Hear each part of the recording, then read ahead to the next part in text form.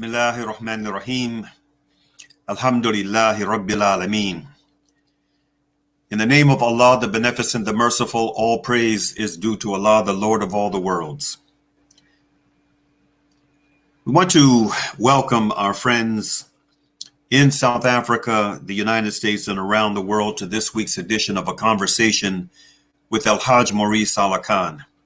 I'm pleased to be your host, coming to you once again through the Salam Media platform out of Johannesburg, South Africa. Salam Media is an online portal for humanitarian journalism. We don't just report the news, we advise you on what you can do about it.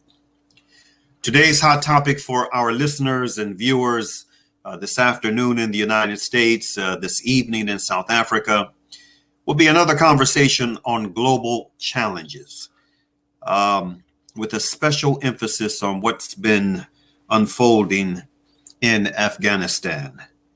We have another special guest for this conversation, Shaykh Khalid Yasin. Now,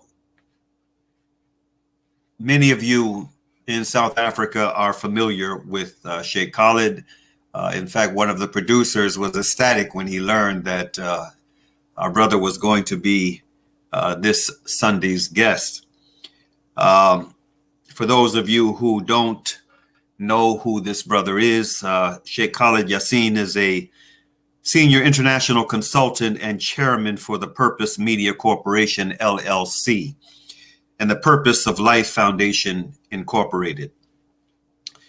He has traveled and lectured in more than 130 major cities around the world, including London, Paris, Copenhagen, Amsterdam, Jeddah, Kuwait City, Dubai, Muscat, Hong Kong, Tokyo, Sydney, Kuala Lumpur, Beijing, Karachi, Mumbai, Lagos, Abuja, Nairobi, Accra, Cairo, Monrovia, Trinidad, Guyana, and Mexico City. He has lectured in more than 39 international universities and 53 American and Canadian universities in the last 30 years. His topics include removing misconceptions about Islam and Muslims, international ethics, social responsibility, constitutional awareness, and critical issues facing humanity. Shaykh Yasin has been the personal guest of several heads of state and dignitaries in several countries, including Saudi Arabia, Oman, Kenya, Uganda, Liberia, Nigeria, and the Republic of Somaliland. He has also advised several prominent NGOs at the United Nations. He is the president of the Purpose of Life Foundation, a not-for-profit human service organization with offices in the USA, Nigeria, the UK, and the UAE, which have provided him with keen insight and broad experience.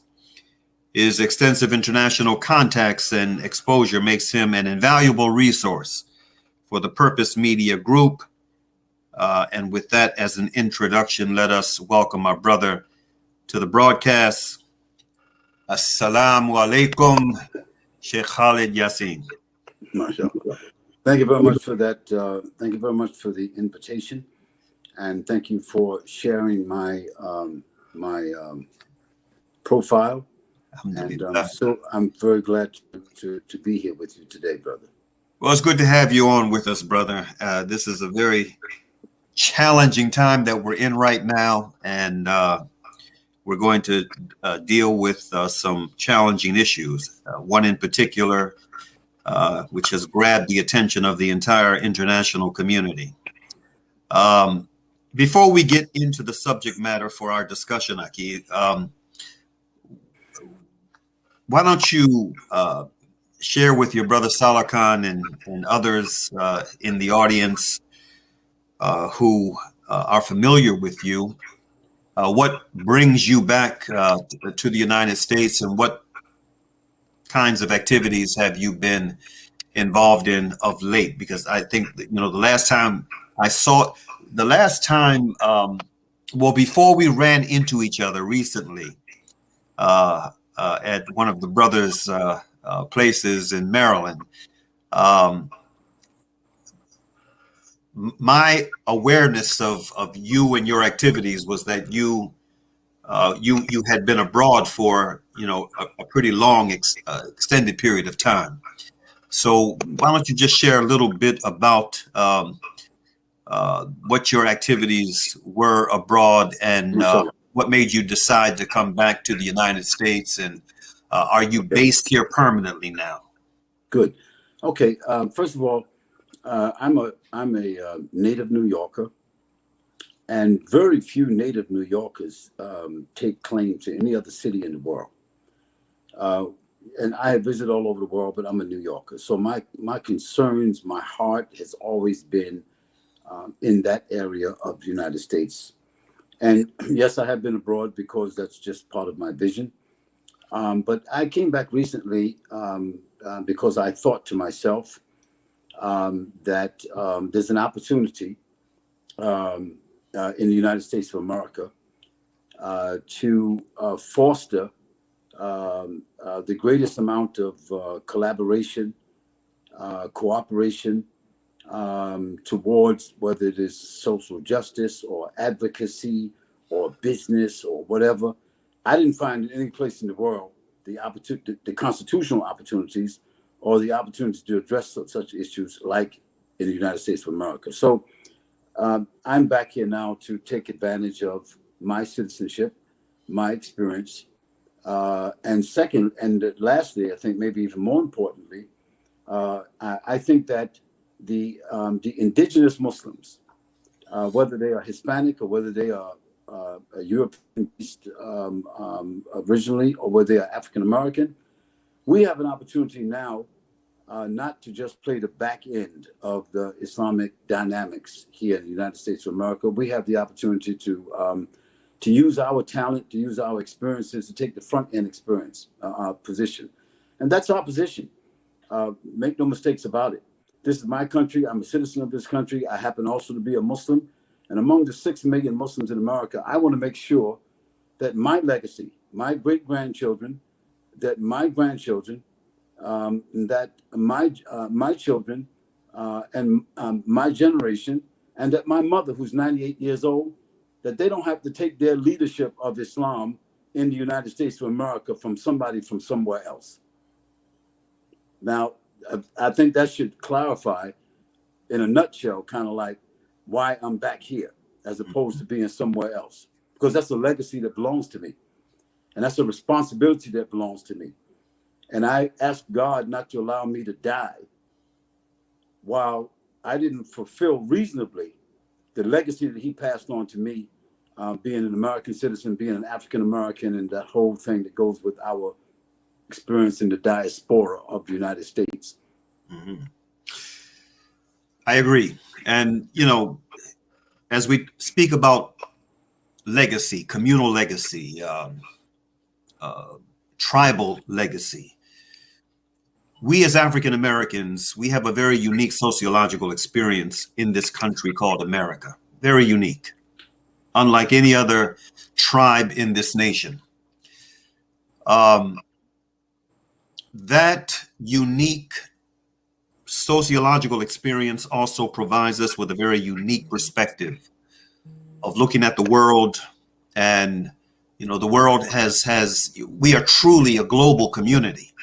The United States of America is just one patch of earth, part of this global, ever shrinking sphere. And as you are well aware as a scholar of Islam, Aki, Allah Ta'ala speaks in the Quran about how we all have been created from one source and we have been made into nations and tribes. But within that scope of that, we have a very unique sociological experience as a tribe within and among the global tribes. Part of that unique experience places a responsibility and obligation on us to speak truth to power in ways that many others are not able to do.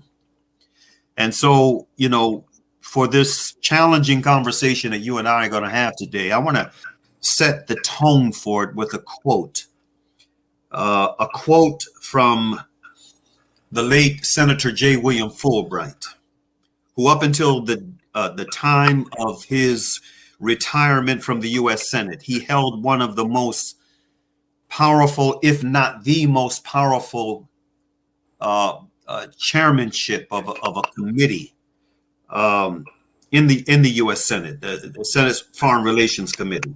He held that seat longer than any other senator had up until that time. I don't know if anyone has eclipsed him since, but he was the longest held incumbent of that seat up until then.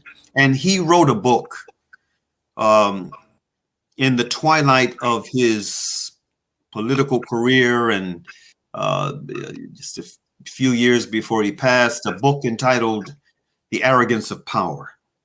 In that book, he made an observation that I want to share because it will set the tone for the discussion you and I will have going forward. He said there are two Americas. One is the America of Lincoln and Adlai Stevenson. The other is the America of Teddy Roosevelt and the modern super patriots. One is generous and humane. The other, narrowly egotistical. One is self-critical. The other is self-righteous. One is sensible. The other romantic. One is good-humored. The other solemn. One is inquiring. The other pontificating. One is moderate. The other filled with passion and intensity. One is judicious and the other arrogant in the use of great power. Now, I would amend that to say that final description to say arrogant and frequently unjust in the use of great power. Now, with that as the foundation for the conversation going forward, I want to show a short video clip, and then inshallah ta'ala, after this clip has ended, I want to get your thoughts on what we saw and heard. Well, many fear the Taliban will target those linked to the previous administrations. But in the capital, Kabul, the former mayor is still in office, though he's now overseen by a Taliban commission headed by a senior figure in the group. Well, our Afghanistan correspondent, Sheikh Khalid, has been speaking to both men. Whenever I've spoken to senior Taliban figures in the past, they've always dismissed the previous government as corrupt, as not working for the interests of the people. How can you now be working with members of that same former government? The previous government was a centre of corruption, but if the regime changes, corruption would disappear, because the people themselves are not corrupt. It's only a small number that want to earn through illegal means. Some people who are watching this will accuse you of selling out on democratic principles by collaborating with this new system. What would you say to them? Actually, working for your country, providing services for your country that you were providing is not collaboration with any system. I'm serving people of Kabul. I'm collaborating for the values and principles that I believe in, that is service to my country. I'm not a sellout. If I was a sellout, I would be sitting on the first airplane and sell this country out. Democratic principles I believe in for Afghanistan, specifically those that fit this country, I still believe in it. I will still fight for it. I'll represent it. You've said that female employees here can come back to work. Is that going to be permanent? Because many women I speak to are worried that once the international presence ends, they're no longer going to be able to work here, and you're going to implement much more repressive laws on women. The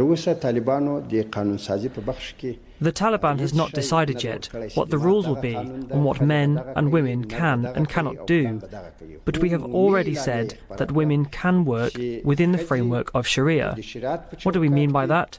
They must wear the hijab. I've heard that there's only around 10%, 15% of your female employees have turned up so far. You see, the problem is we made a specific announcement. The reality is that they should come to work.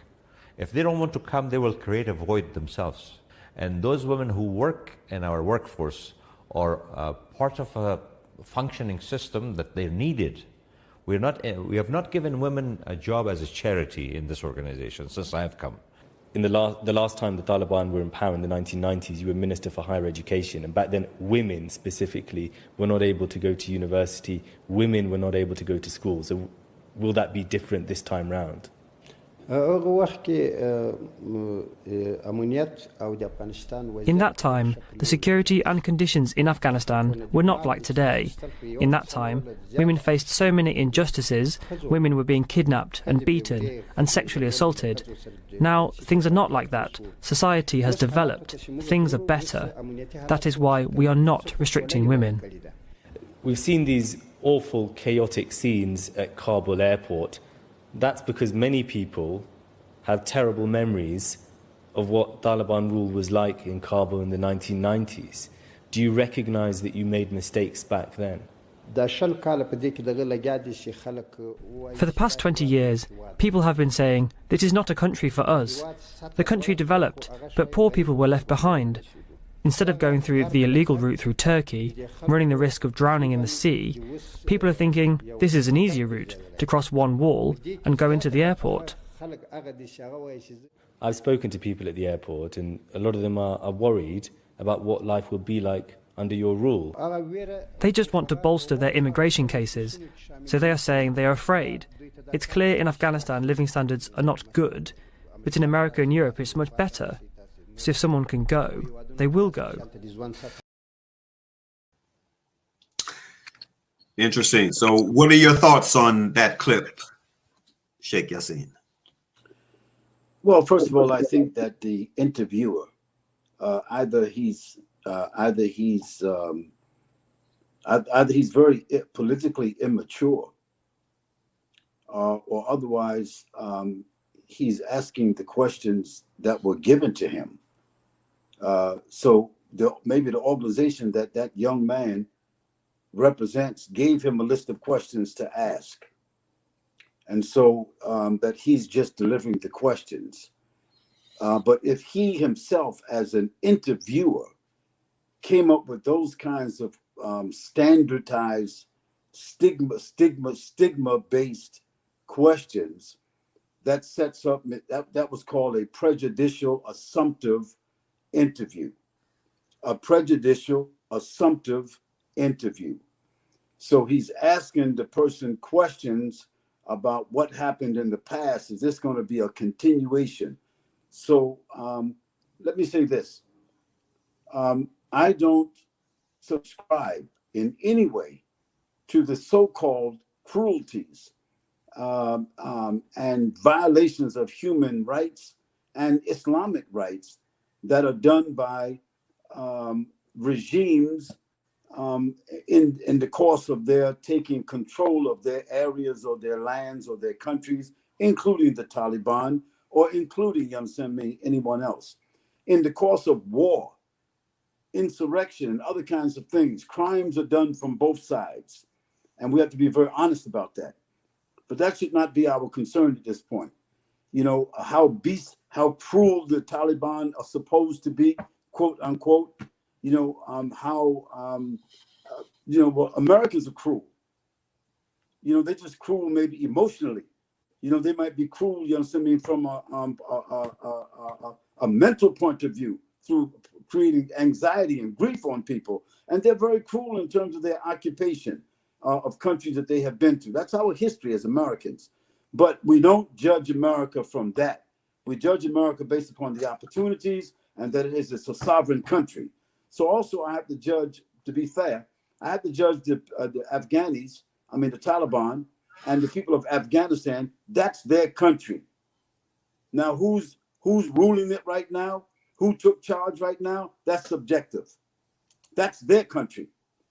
They have a right to set the tone for their country and to set up, judicial infrastructure for their country based upon the interests of their country and their culture and their religion.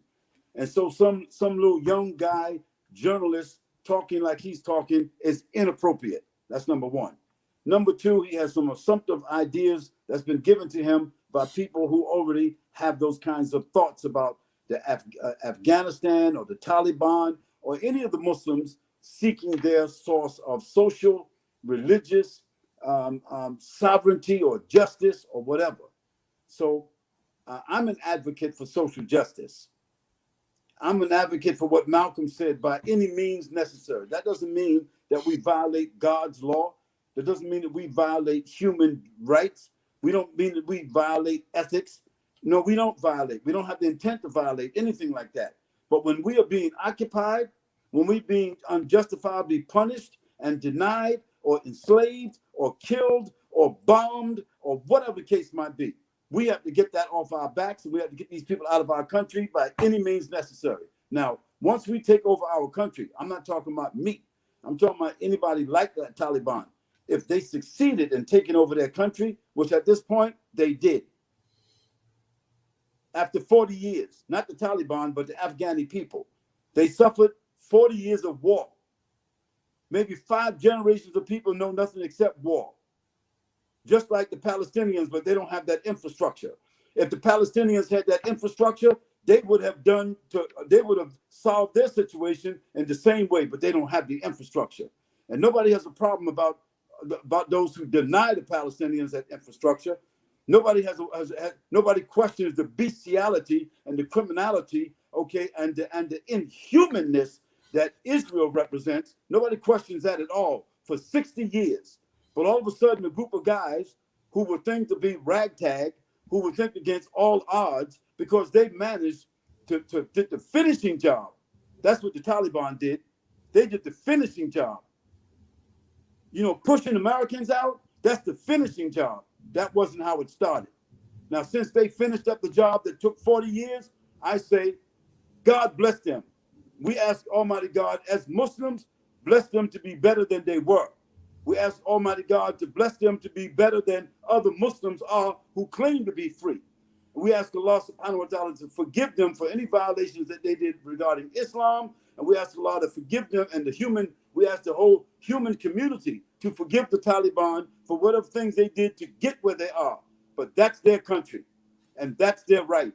And nobody has the right to even question that issue based upon some hearsay or how long has it been? The Taliban has now been in rule of their country, I think maybe now around 12 days? And people are putting justice on them? You know, this doesn't even make any sense. Yeah. That's their country. And as a human being, I say that if Almighty, we would have done it different. We in America, we're not no Taliban followers. And we in America, we're not no Hamas followers.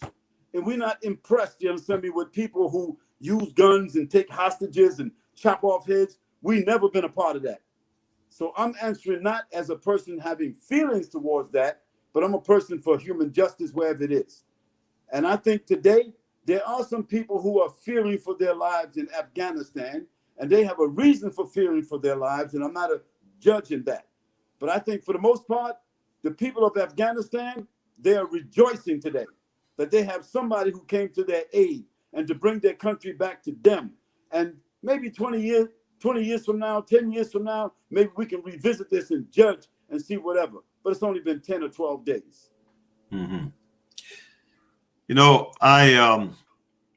your response reminded me of a couple of things.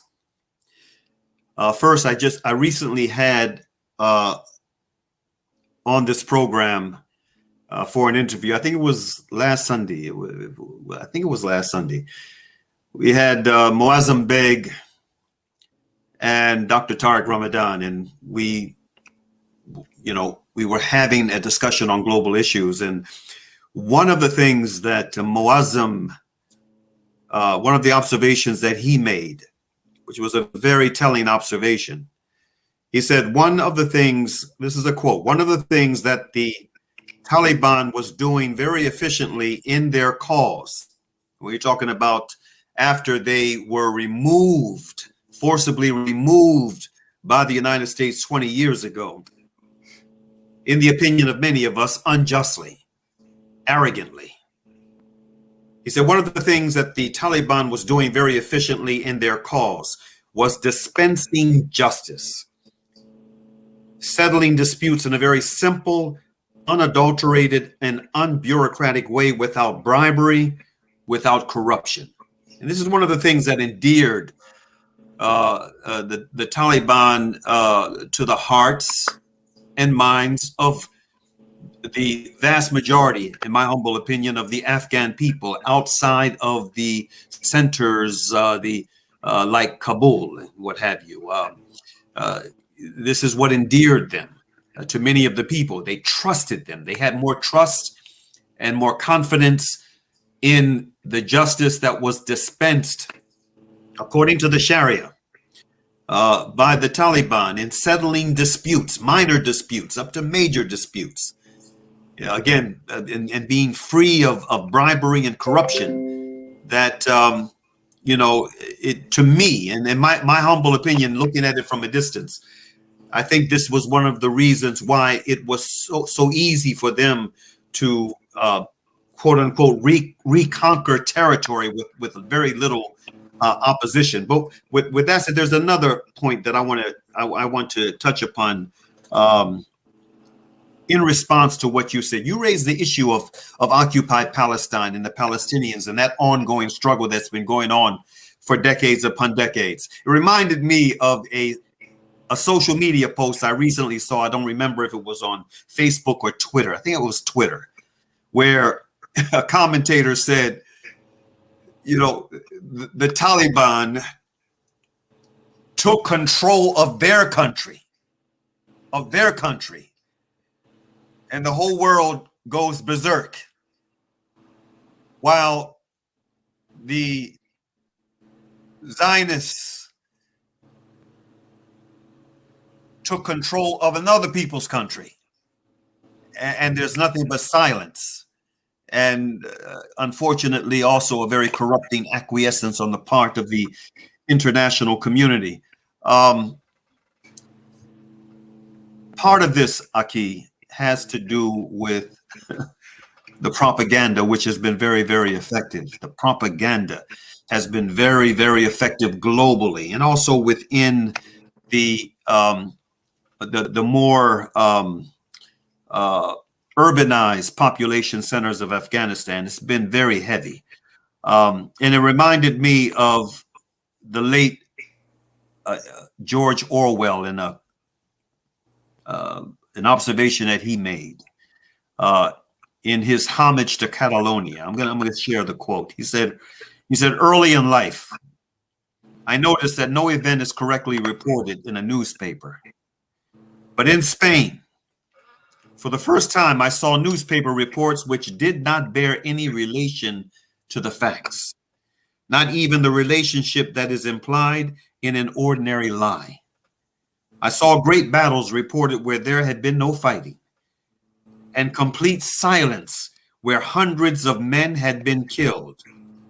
And I saw newspapers in London retailing these lies, and eager intellectuals building emotional superstructures over events that had never happened. I saw, in fact, history being written not in terms of what happened, but of what ought to have happened according to various party lines, end quote.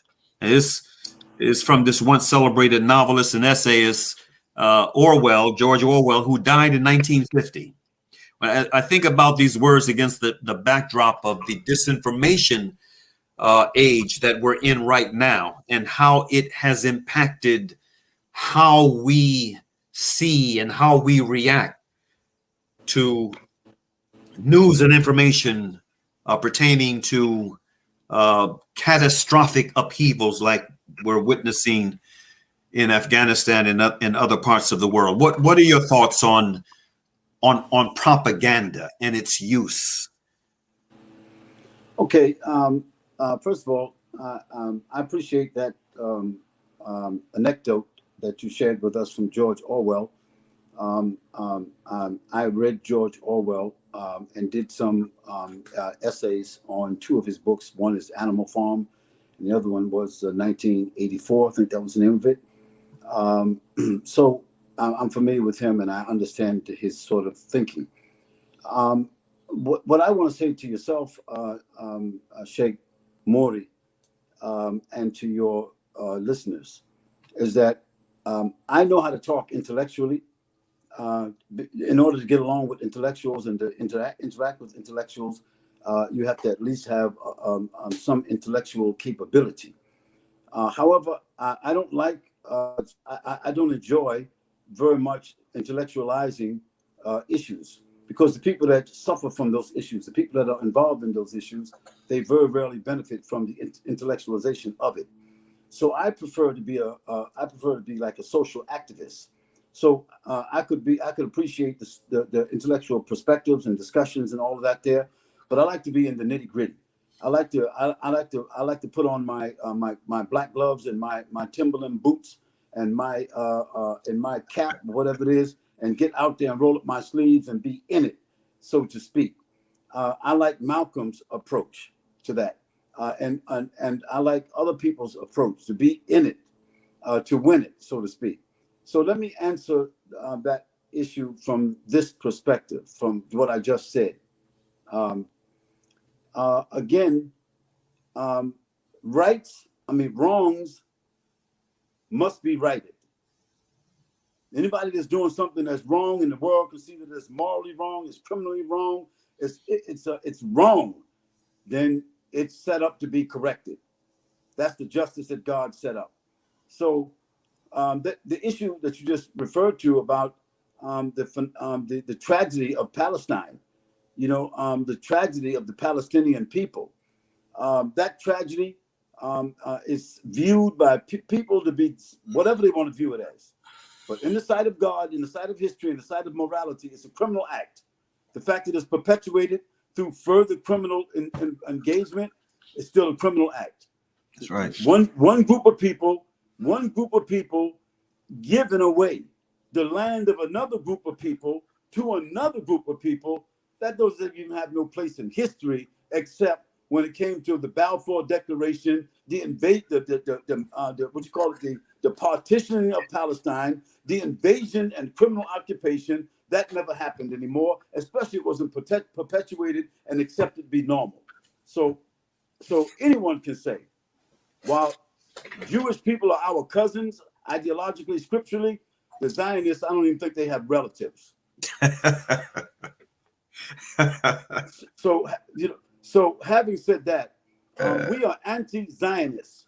Whether the Zionists express their feelings in America, whether they express their feelings in Belgrade, or they express their opinion, whatever it is, we are against Zionism as moral-minded people, as scriptural people, as decent people. Okay, we are against Zionism. So if the head of Zionism right now, the political expression of Zionism, if that is the state of Israel, the world of morality should take that as an opposition. That's what I believe.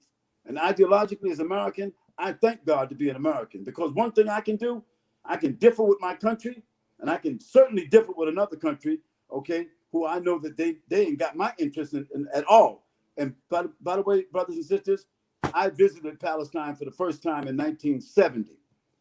And I was appalled at what I saw then.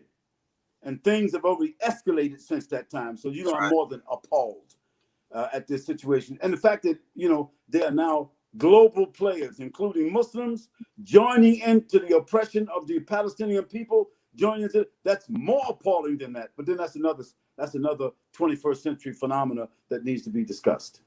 Mm-hmm. I want to share with our with you, first of all, Sheikh Khalid Yasin, and also the viewing audience, another video. But before I do, I want to say something about it. There was this young, very impressive parliamentarian in the British Parliament that addressed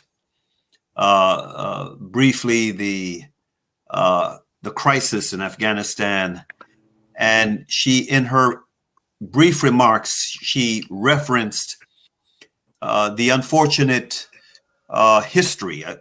She briefly referenced the history that America and the tale when it comes to issues like this, especially during the time of Tony Blair as it pertained to this so-called war on terrorism.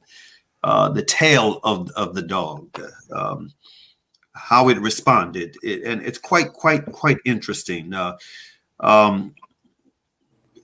especially given, again, the bellicose kind of remarks that are coming out of our government from the highest office. You know, following the recent terrorist attack in Afghanistan, President Biden has been widely quoted in news media saying, quote, "We will not forgive, we will not forget, we will hunt you down and make you pay." Now, as far as I know, I'm trying to follow the reports as closely as I can. There have already been at least 2 drone strikes. Whenever there's a drone strike committed by U.S. forces, I always automatically wonder how many innocents were killed in that strike, how many innocents were killed.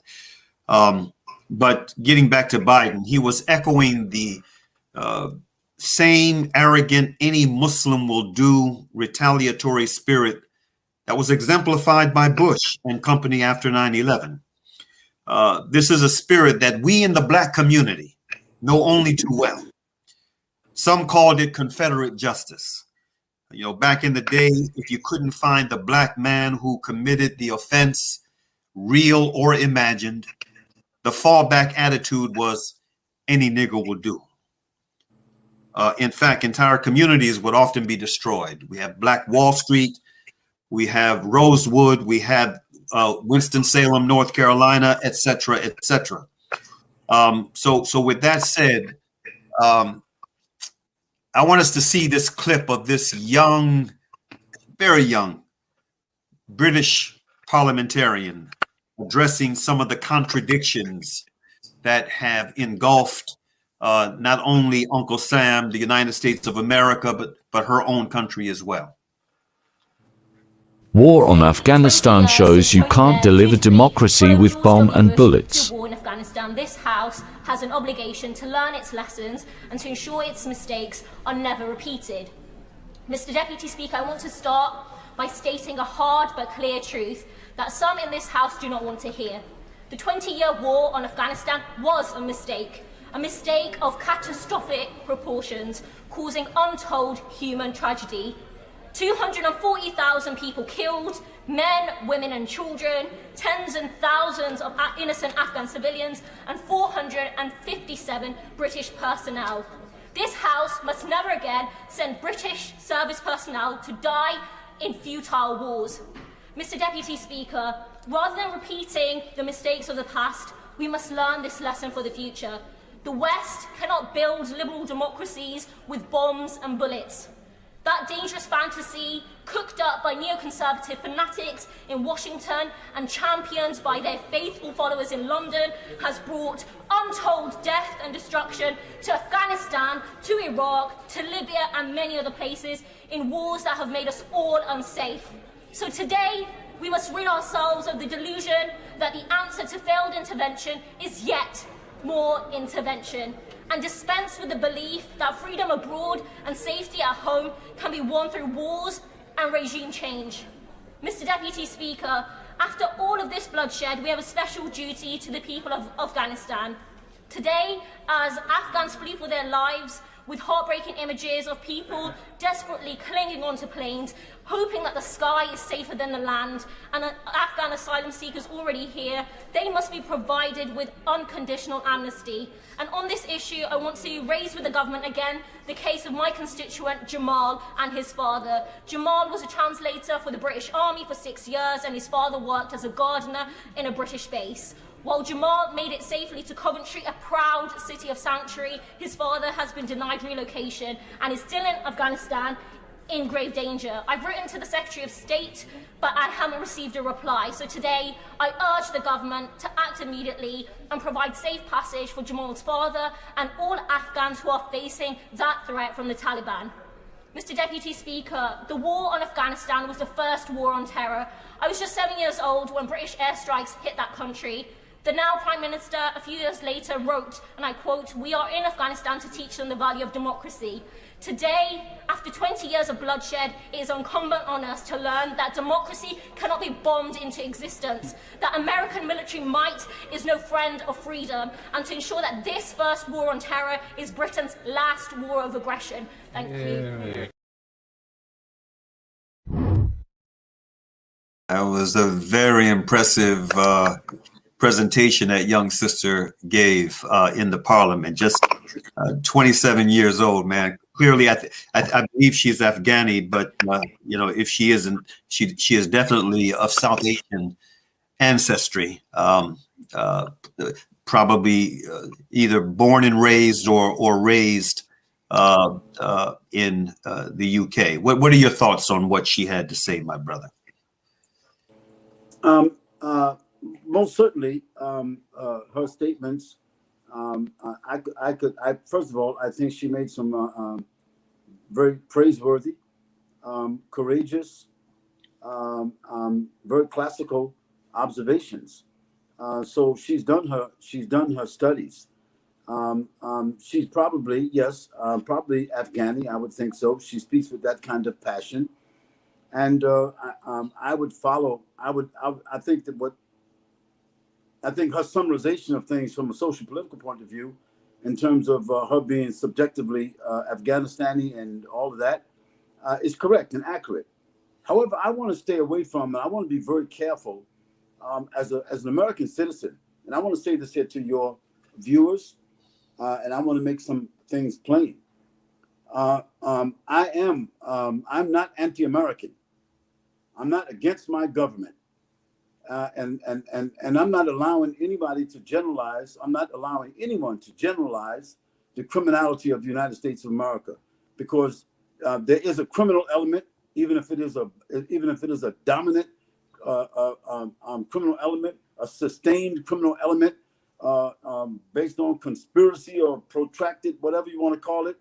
I understand that, but as an American, I am a beneficiary of the privileges and the rights that's extended to all Americans through the American Constitution. That's what allows us to be able to express ourselves. That's what allows us to have a television station, a radio station, to print newspapers and books, and to say whatever we want to say. And somebody's not going to come knocking on our door and lock us up tomorrow like it would happen in other places in the world. So I want to make a distinction here and make it clear that if someone in their own analysis puts puts incrimination against my government as a general thing because it's the American government, I don't accept that, because there's a part of the government, there's an element of the government, whether it be, you understand me, a dominant element or not. There's a element of the government, but that doesn't mean all the people in government share that sentiment, and that doesn't mean all Americans who are proud of their country share that sentiment. And so I'm an American, and I'm for social justice and for giving the rights back to all people wherever they are. And any criminal things that my country has done, is doing, perpetuating, I'm against that. But at the same token, I never went anywhere in the world and incriminated my government. I want to say that point. Mm-hmm. The other thing is that I don't want to be incriminating also other governments, except if they're blatant, like Israel. Israel is a blatantly criminal government from its inception all the way until now. So I don't have a problem in talking about that. Not Jews, but Zionists. And I think this young lady was, she was courageous. What she had to say was politically accurate and surgical. And she was very courageous to say that in that particular circle. But guess where she said it? She said it in the British Parliament. That's where she can say that. She didn't say that somewhere else. She said it there. That's because she's a privileged person. Whether she's Afghani or not, she's privileged. And on one side, we should be grateful that we are privileged. But at the same token, we should realize that we have a greater responsibility, okay, to right wrongs since we have that privilege. And so I would say that I could use what she says as fuel. If I want to talk to people, I'm going to take what she has and do just what you just did. Hey, you want to hear this thing summarized real nice? Listen to this. That's what you did, and I appreciate it. Me and you couldn't have said it better. Why? Because she's probably Afghani. Secondly, she's in the what do you call it? She's in the British Parliament, and she's a parliamentarian. Now, you and I can do the same thing. We don't need to be a parliamentarian to say it in America. Beautiful, alhamdulillah. And you've been saying it. I read 2 of your books. I don't know if you wrote more than 2, but I read both of your books. So I'm a person who loves to read and follow, and then take it and put it into perspective and keep it moving. That young lady, she was surgical. That's what we call it. I don't necessarily agree with all of her, equations. I don't necessarily agree with all the equations, but I agree with the basic delivery, the facts that she shared with us, and her vitality, her commitment, her fearlessness. I don't think I could have said it better. Maybe somebody could put some little rap to it or put some songs to it. Maybe I could say it better then, but in the place where she was, I doubt if there's another 2 or 3 people in that parliament that could have said that. Interesting. I agree with you in large part. I'm someone who makes a distinction between the government and America and its people. I support the government when the government is doing right. And I clearly speak out strongly against the government when the government is doing wrong. And I subscribe, especially in my human rights work, to the spirit that was, first of all, that comes from Islam. Allah Ta'ala in the Quran enjoins upon us, instructs us, mandates for that we as committed Muslims must stand firmly for justice as witnesses to Allah, even if it is against ourselves. That's first and foremost. And the Prophet sallallahu alaihi wasallam, he said, when you see an evil action, change it with your hand. If you cannot do so with your tongue, the jihad of the tongue, like this young parliamentarian was just doing. If you cannot do so, detest it within your heart, and that is the weakest degree of faith. Now, along with that, we have, the insightful views of persons from history, and I often reference them in my work, in my speeches, in my writings. Sheikh Ibn Taymiyyah, rahmatullah alayh, who said civilization is based on justice, and the consequences of oppression are devastating. Therefore, it is said, Allah aids the just state, even if it is non-Muslim, and withholds his help from the oppressive state, even if it is Muslim. And then Thomas Jefferson, who on his memorial right here in Washington, D.C., visited by tens, if not hundreds of thousands of people each year from around the world. One of the inscriptions on the wall of his memorial, I tremble for my country.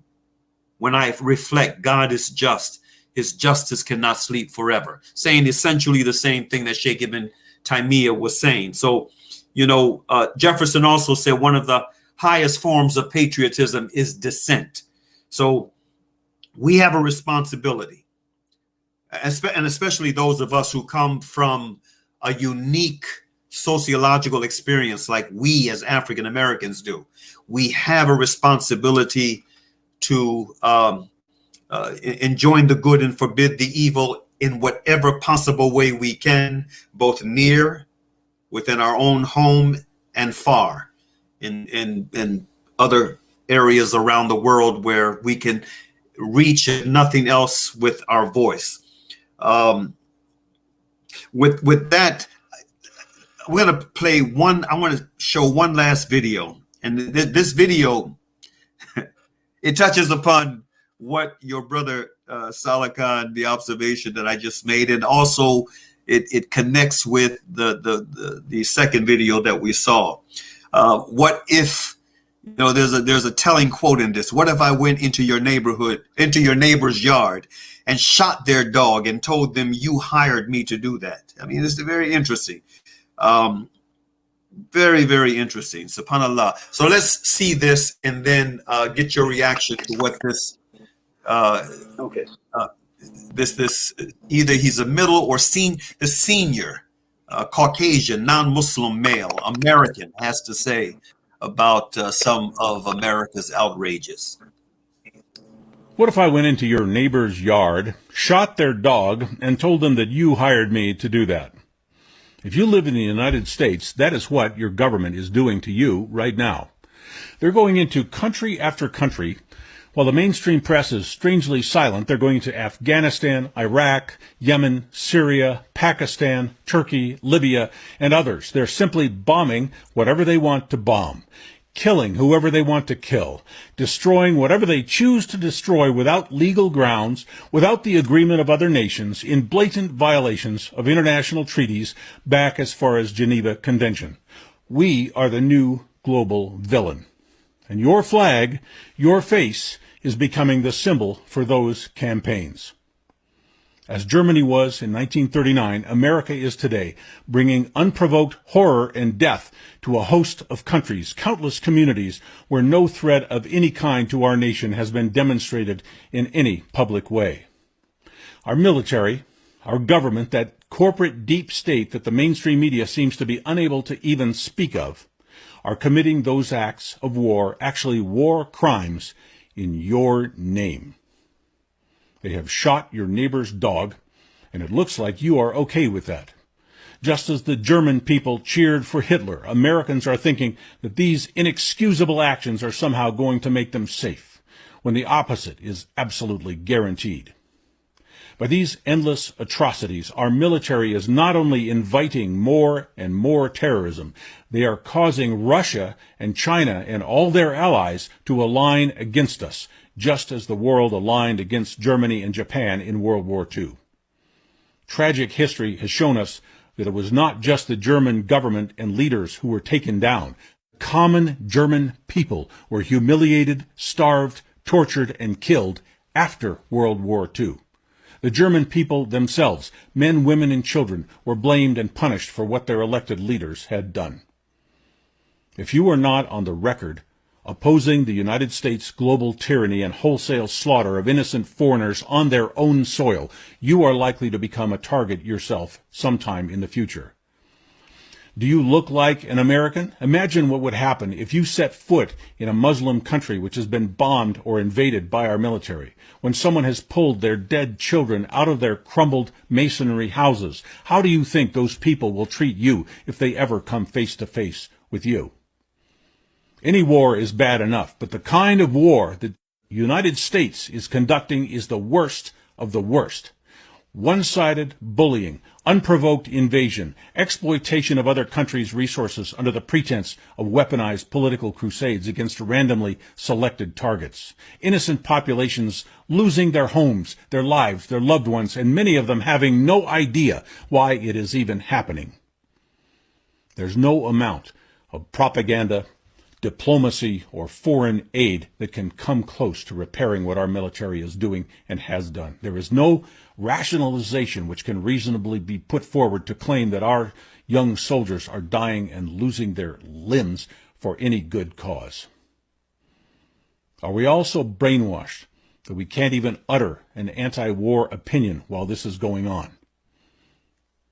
The Confederate flag is being banned everywhere in our country because, to many, it represents slavery, bigotry, and injustice.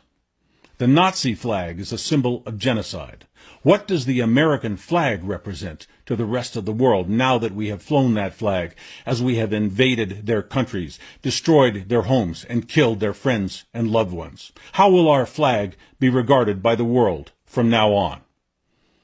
You will see a time when simply flying that flag that you are so proud of will make you a target by the people who have already been visited by our military, our corporate-controlled deep state, our mercenary killers who have plundered and destroyed their countries, their lives, their cultures, and societies, while those invaders flew that flag you love so much. Alone, I cannot stop our military, our Congress, our president, and the unaccountable deep state from invading these countries. That is why I am bringing this message out, in the hope that all Americans will wake up and see themselves as the rest of the world sees us. You and I will be blamed We will be held accountable. We will be targets for revenge, hate, and retribution, you and I, if we don't get major anti-war and anti-imperialism movements going in the United States, movements that are powerful enough to move the mountain of globalist, imperialist greed and violence by our government. When the world comes to our doorstep looking for payback, looking for justice, at least I can point to this video I made. What will you be able to point to that you did? If we don't get together in large numbers and do large things that cause large changes in our national policies and conduct, we do not have a very bright future. That, it's that Caucasian non-Muslim elder, his message, and messages like that coming from both young and old in this country is what gives your brother Saalakhan reason for hope and optimism, Aki. I have for many years engaged in this human rights work as a matter of love. And part of that love is love of country. I love this country. And part of loving your country is not waving a flag. It's helping your country to live up to the better part of itself, forcing it if necessary.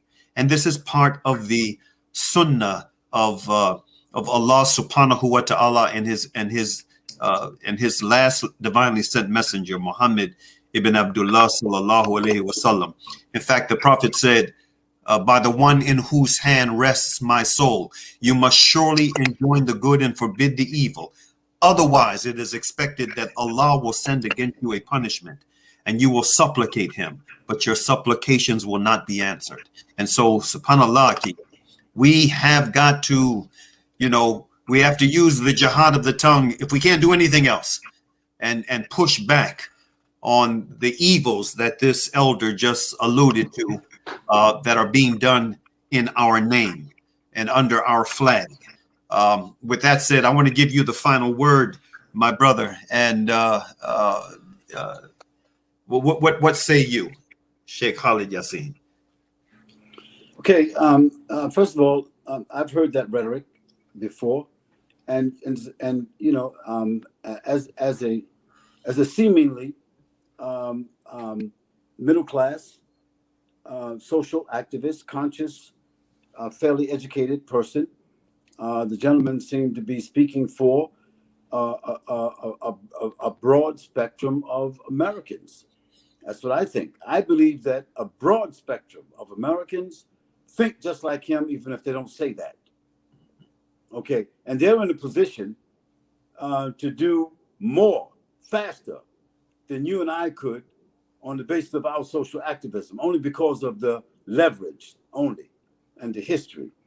The other thing I want to say is that, however, there's something there missing.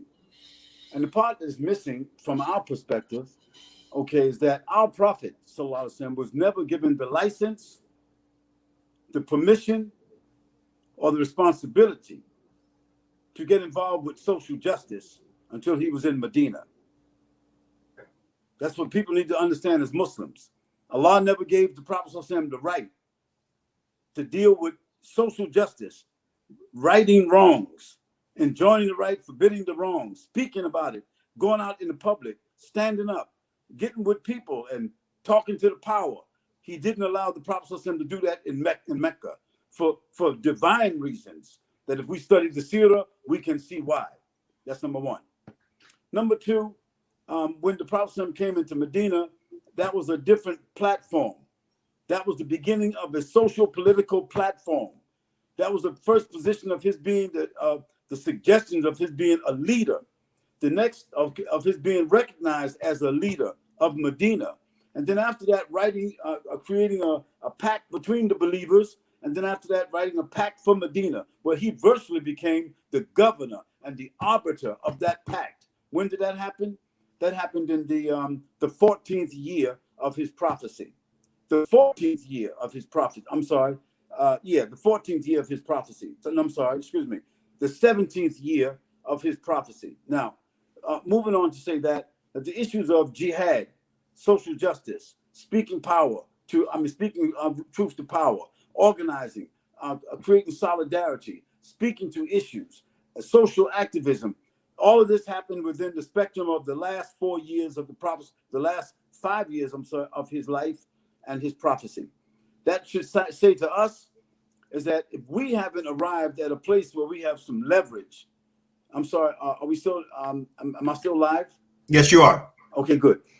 Until we arrive at a point that we have some reasonable social, political, economic leverage, because if we don't have social, political, and economic leverage, then maybe we're entering an arena where not only are we outnumbered, okay, but we are outspent, okay, and that we are outthought. And I don't want to be with a group of losing people who are outthought, outspent, and secondly, they don't have, any real authority. So from this point of view, I believe that what our priorities among the social political awareness and speaking truth to power and all of that, I would think that we need to consider this, and this is what your brother Shaykh Khalid Yasin, what I'm about. Okay, I think that Muslims should be, and I'm talking here from America, first of all, not in terms of what's happening around the world. The way that we could affect things around the world is if we could affect things where we are. If we could affect things where we are, that ripple will be felt all over the world. So this is how I think that we can correct things where we are. We can do what all other Americans have the right to do. We could buy land and we could migrate, or each one of us could just buy land and use that as an influence where we are. We could farm, we could bring our people together, our communities, our constituencies, but it's based upon first land. Now, if nobody's talking about land and they're a social activist, if they're talking about land and they are a political activist group, if they're not talking about land, that means that they don't have the means by which to be able to arrive at a position of authority or power, except through maybe insurrection. And I'm against insurrection, but I'm against insurrections done by white Americans, wealthy Americans, conspiratorial Americans. I'm against that because Islam is against that. And I'm against Muslims seeking power and authority without themselves vesting in the land, without themselves complying with the government, without themselves going through the stages that all of the people went through in America to get power. So I want to, as a Muslim, I want to go through whatever everybody went through to get power. I want leverage. I want influence for Islam. And how I want to do that? I want to see if we can invest in land, if we can set up our own banks, we can set up our own investment and development corporations. If we can consolidate our vote behind a leader that we respect, we give our vote to that leader, so to speak. So if we got the vote and we got some money and we own some land, we are on the way to be able to speak truth to power. But if we don't have some of those elements, all we can do is write, all we can do is speak, all we can do is rally. Okay, let's do that. But the Prophet ﷺ at the end, Allah didn't tell him to speak, to rally, to march. He didn't tell him just to talk. No, it leads to action. And for action, you got to have some substance.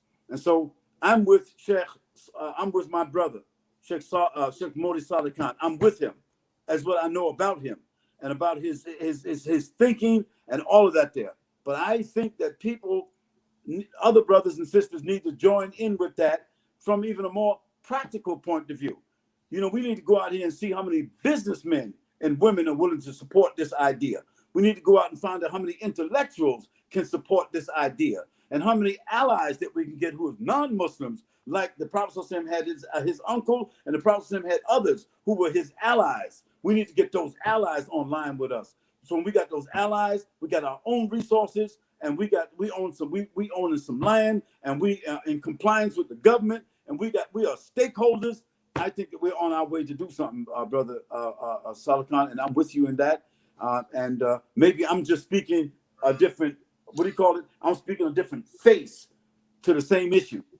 It's like if you and I were standing back to back, your view would be one thing, and my view would be the other, and your 180 degrees would be one, and my 180 degrees would be the other. So I hope that the brothers and sisters who's listening, they understand that he got 180 degrees, and what he's saying, I got the other 180 degrees. I'm talking about figuratively speaking. So we're not in disagreement. We're back to back. just that we seeing the enemy from a different point of view. We seeing the opportunities from a different view. And that's the diversity that Islam gives to us. And I believe that one day, may not be in the next 10 years or 20 years, but I believe that Muslims in America, just like the 6 million Mormons in America, Church of Jesus Christ of Latter-day Saints, just like the 6 million Mormons in America got their own state and they have their own economy and they got a special, unique voice in America. I believe that one day that same thing is going to happen with us. Okay. I want to thank you, my brother. We are at the end of our time, and it has been as I expected it to be, an invigorating and thought-provoking discussion. MashaAllah ta'ala. Inshallah, we're going to have you back and continue this dialogue on global issues and how it pertains to the unique challenges and opportunities that we face here in this neck of the global woods. With that said, I want to thank you, Sheikh. My dear brother, you don't mind just quickly in 30 seconds, for people who would like to know what my views are on these kinds of subjects, I wrote a book. It's called Islam, America, and the World. It's on Amazon. Okay, if you contact me through Sheikh Saalakhan, I don't mind to send the viewers a PDF, so you can at least, you can see. Or you can go to KhalidYasin.com. KhalidYasin.com. Okay, alhamdulillah. And inshallah ta'ala, we'll post that information as well when we post the video later. After we post the video, inshallah ta'ala, we'll add that information, contacts for you, and no doubt we had a lot of folk via different platforms that saw this live internationally, and there are going to be many more who will see it after the fact. Inshallah. May Allah bless video you. Will be posted, inshallah. May Allah give you long life, brother. I mean, and you, Aki. Inshallah ta'ala, we're going to close as we usually do with Asr. Bismillahir Rahmanir Rahim wal Asr. Innal insana lafi khusr. Illa alladhina amanu wa amalu salihati. Wa tawassaw bil haqq. Wa tawassaw bis sabr. Which means, in the name of Allah, the Beneficent, the Merciful, by the token of time through the ages, verily, humanity is in loss, except those who believe and do good, and exhort one another to truth, and exhort one another to patiently persevere. Peace be unto you. Assalamu alaikum.